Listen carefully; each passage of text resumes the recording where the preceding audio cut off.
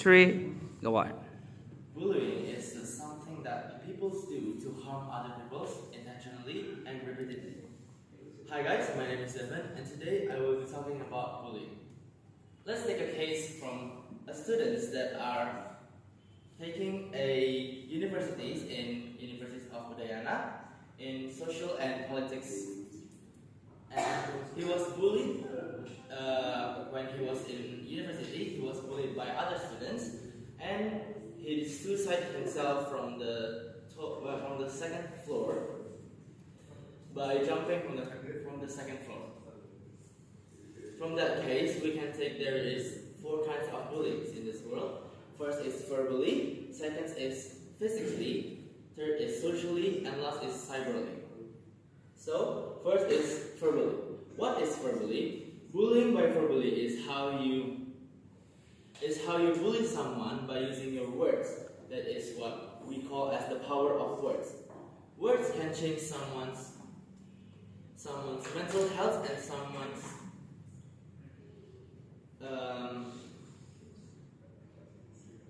and what people want in their life.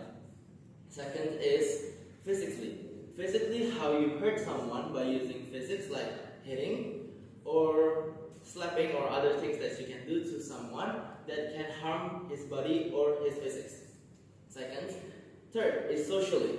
Socially is how you avoid someone or a group of people that avoid one people because of something that people have.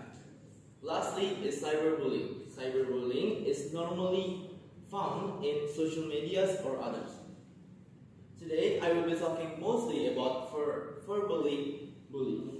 Verbally bullies can, like I said, can change someone's mindsets and someone's mental health and the core of its life.